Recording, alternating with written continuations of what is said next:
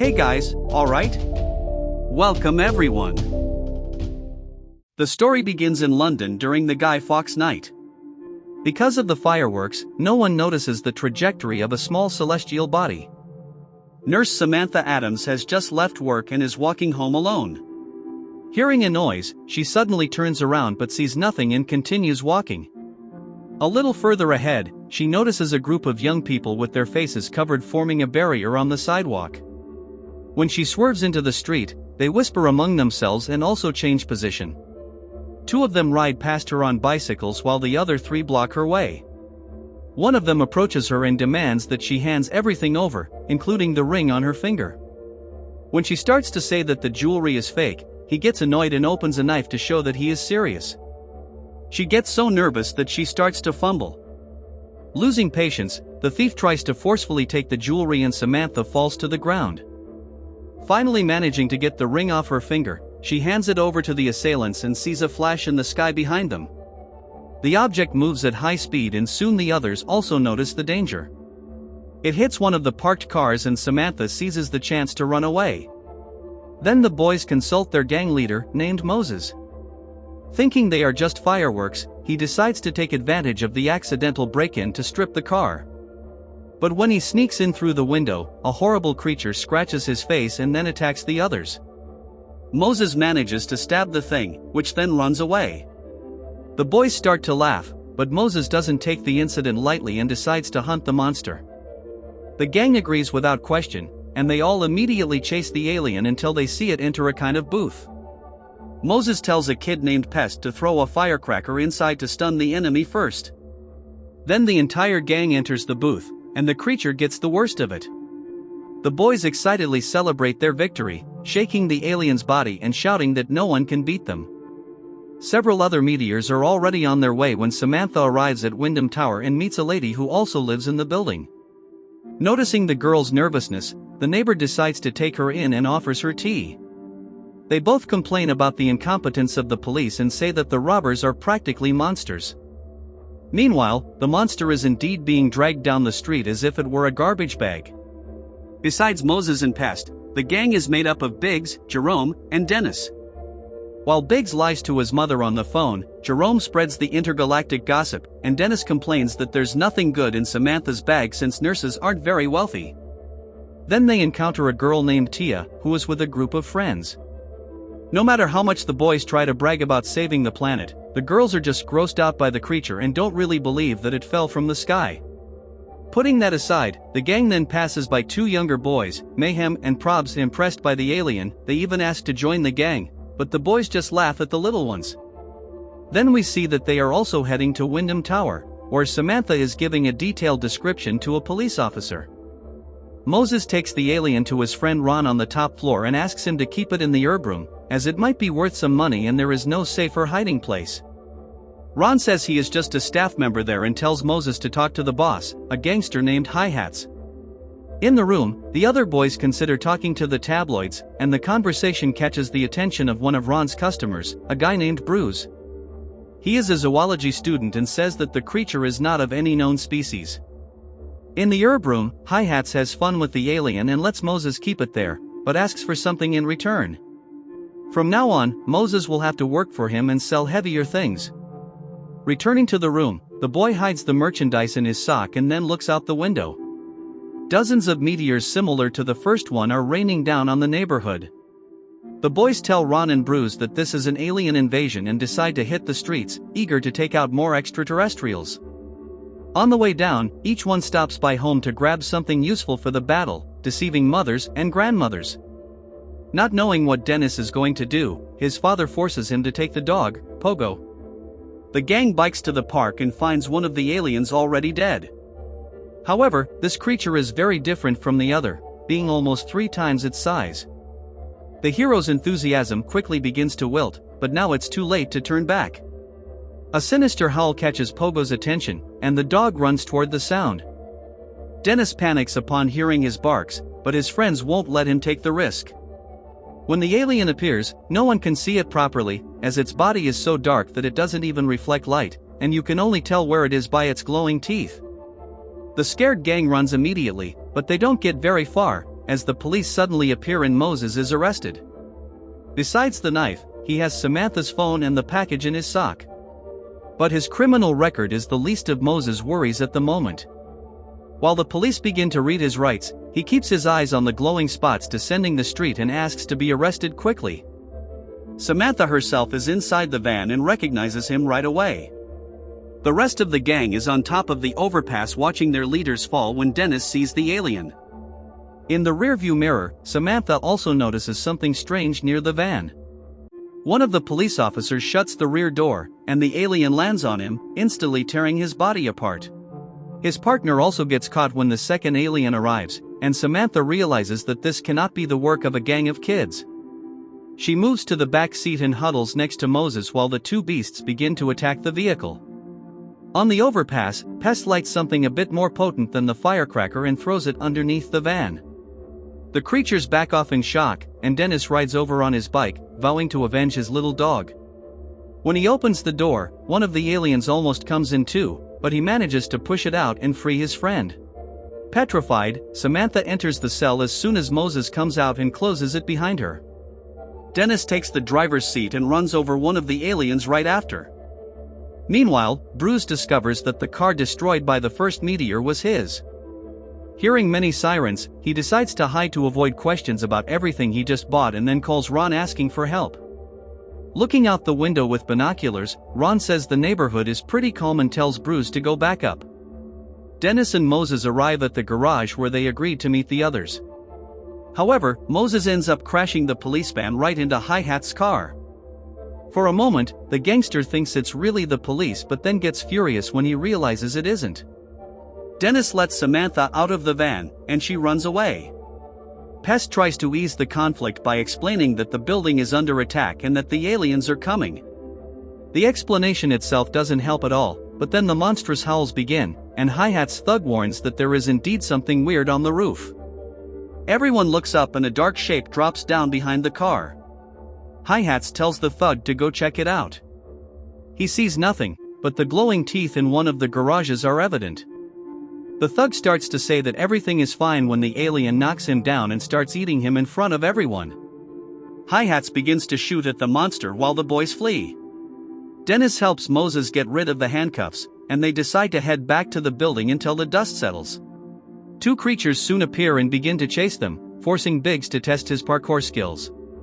He ends up having to hide inside a trash can and separates from the rest of the group, which is already entering the building anyway. Pest is the last of the four to enter, and the alien chasing him bites him in the leg.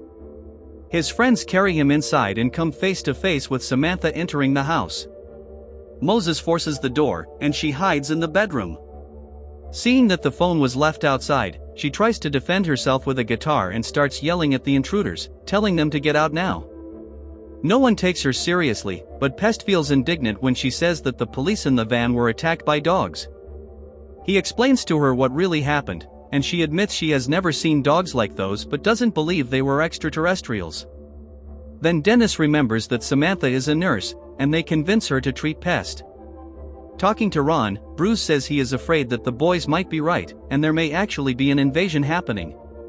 Ron doesn't worry and insists that even if that's the case, those aliens can't be very dangerous if they're getting beaten by a bunch of kids. Samantha treats Pest's leg as best as she can but insists that he should be taken to the hospital. She still doesn't believe in the alien story and thinks the group is running from something else. Then something bangs on the apartment door, and everyone goes on high alert. Moses grabs a bat and peeks through the peephole. There doesn't seem to be anyone in the hallway, but then one of the aliens jumps right in his face. Everyone panics, and Samantha even grabs the guitar again. Jerome finds it strange that almost no one else is being bothered by the intergalactic visitors. The monster bursts through the partition of the rooms, and Moses faces it with a sword, quickly winning the fight. His friends are very proud, and Samantha is forced to admit that this is not a dog. While the boys examine the alien's body, she walks to the hallway and hesitates. On one side, there is the group of robbers who only brought her trouble. But on the other, there are horrible sounds coming that can only be more creatures like that. Making her decision, Samantha informs the gang that she will stick with them until this is all over because it's the least they can do for her. Dennis responds rudely, but Pest argues with him, asking him not to scare off his nurse. The final decision is left to Moses, and he decides that Samantha will need a better weapon than a guitar. Meanwhile, Hi-Hats meets with two of his partners, still obsessed with Moses' insolence. He doesn't forgive the damage to his car and is still not convinced that the creature was an alien. In the building, Samantha and the boys are heading to Tia's house because she has an extra gate at the entrance. Dennis's phone starts to ring, and he sees it's Biggs. He is still inside the trash can, as one of the creatures has its eye on him and won't leave. Dennis explains that there's no way to rescue him now because they are also fleeing from the aliens. At his request, Biggs tries to warn the girls that the gang is coming, but he says so many absurd things so quickly that they think it's a prank. In the hallway, the gang finds Mayhem and Probs eager to cause trouble. Samantha is shocked to see one of them with a gun, and even Dennis says that it's not a toy. Moses cuts off the discussion with a firm tone and tells the boys to stay home with the door locked, preferably doing their homework. The one who opens the door at Tia's house is a girl named Dimples. She gives a long speech about how absurd it is to ask for shelter in the state they are in, but it doesn't matter because Tia owns the house, and she lets them in right after. The girls also haven't seen any aliens and don't believe anything they say. Pest looks out the window and thinks it strange that there is only one helicopter, which isn't even from the army. It increasingly seems that the alien attack is concentrated right in that building. Samantha tells the girls that the dead alien is still in her living room and says they can go check that it's true. One of them starts laughing and asks who is dating the teacher. Then Samantha explains that they met when the five decided to rob her with a knife. Tia gets angry with Moses upon hearing this. But when Samantha suggests calling the police, no one agrees. Many people in the building have already been arrested for much less, and it would be foolish to think that the police would help any young person from there. At that moment, Tia pulls back the curtain and is startled to see several glowing blue spots against the dark sky. The boys jump off the couch right away, and Dennis pulls out the gun he took from the boys. When he pulls the trigger, he realizes that the gun is indeed a toy. One of the aliens breaks the window and invades the apartment. The girls watch from the door, horrified by the discovery that it was all true. The alien bites Dennis's head even with the helmet on, and the boy doesn't survive. Moses hides behind the couch, gripping the sword and knowing that he will be next. But then Tia breaks a lamp and jabs the creature, which gets startled by the sparks. The girls lure the alien into the bedroom and cover it with a polka dot sheet before beating it with skates. In the living room, Moses faces the second alien and realizes that his sword skills are still very limited. The monster bares its teeth right in front of his face, and he only escapes because Samantha saves him. Outside, Hi-Hats asks Probs and Mayhem if they know where Moses is. Seeing that the two boys are also talking about aliens, he lies and says that the gang asked for his help to face the creatures. The two point to Tia's window without blinking. Meanwhile, the girls blame Moses for all this. These aliens are obviously hunting the gang members, and this can only be revenge for what they did to the other of the species. Tia says she doesn't want Moses around because only bad things happen when he's involved. He cries silently upon hearing this but has no way to defend himself when the howls outside seem to multiply with every minute, and all of this could indeed be his fault. Talking to his friends, he asks them to leave because he doesn't want anyone to get hurt anymore. Everyone firmly refuses, and Moses doesn't even have time to counter, because the elevator arrives at that moment, and Hi-Hats already comes out shooting. The gang runs to the other side, and another alien arrives. Hi-Hats doesn't back down, but his new goons turn around immediately. Then the alien truly gets angry and starts running towards the gangster, who finally realizes the extent of the danger. He returns to the elevator with the other two, but the door only closes when the intruder has already entered. Still in the trash can all this time, Biggs is losing patience, and his credits are running out. He leaves a goodbye message before daring to venture outside, but his plan fails in 2 seconds as the monster attacks the trash can as soon as the lid opens a centimeter. Bruce is trying to leave again when the elevator arrives, and he faces a horrifying scene. The only survivor is Hi-Hats, who doesn't look well at all. Polite as ever, he warns Bruce that it's better to wait for the other elevator. The boy accepts the suggestion, trembling with fear, but soon the sound of howls begins to echo through the building. The door opens on another floor, and the gang barges in screaming. Bruce is startled that they want to go up instead of down, but Moses explains that there are still more aliens outside than inside, and the plan now is to go to the herb room. Downstairs, Mayhem and Probs are disappointed by the lack of aliens until they realize where everyone has gone. They are climbing the building, and some are already on the top floor when the elevator arrives. Once again, it's Pest who puts on a fireworks show, attacking the creatures with firecrackers. The group then advances down the hallway, and Jerome ends up getting lost in the fog. He is attacked by a creature, and Pest returns to help but can't save his friend. Pest himself nearly gets lost in the smoke until Samantha comes to fetch him. Finally, Moses, Pest, Samantha, and Bruce arrive at Ron's apartment and start banging on the door. They find it strange that their friend hesitates because he doesn't know who is behind him. As soon as the door opens, Hi-Hats points the gun at Moses. Several glowing teeth are floating behind the glass of the window, but the gangster refuses to look back, thinking he is being tricked. When he finally turns around, the aliens burst through the glass and devour him. The others manage to enter the herb room, and Moses starts lamenting all his decisions that day. He tells Samantha that he didn't know she also lived in the building, but she doesn't accept his apologies and says it would be wrong to rob her anyway. When Moses stands up, the ultraviolet light reveals that his jacket is stained with something. Seeing that, Bruce finally understands what is happening.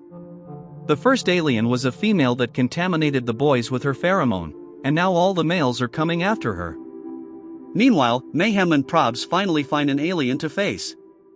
It's the one lurking in front of the trash can, where poor Biggs is almost going crazy. When he lifts the lid to peek again, the boys are spraying liquid on the alien. Then Mayhem throws a firecracker, and the monster starts to catch fire. But it's still not time for Biggs to leave the trash, as the little duo runs into the police and ends up having to hide with him. In the herb room, Moses formulates a counterattack plan with Samantha's help. He also tells Pest to return the stolen ring to her. Testing Bruce's theory bravely, she crosses the apartment full of aliens and goes downstairs to where Moses lives. Through the phone, he explains to her what to do to prepare the trap. She closes several doors, turns on the gas, and leaves. Upstairs, Moses ties the female on his back and Pest clears his way with the firecrackers. As the boy runs from one apartment to another, all the aliens are attracted by the female's smell and start running after him. Arriving home, he throws the female away and goes to the balcony to light the last firecracker. His room explodes, and the explosion startles the people crowded on the sidewalk, and Samantha fears for the boy, but when the dust settles, we see he is hanging from a Union Jack outside the building. After struggling mightily to rise again, Moses is arrested along with Pest, because the police think they are responsible for all the tragedies that occurred in the last few hours. But then Samantha says that the boys are just her neighbors and didn't do anything wrong. In fact, quite the opposite, Moses is a true hero and was the one who saved the whole building. The crowd begins to applaud the boys, protesting against the unjust arrest, and Moses smiles upon hearing the neighbors shouting his name.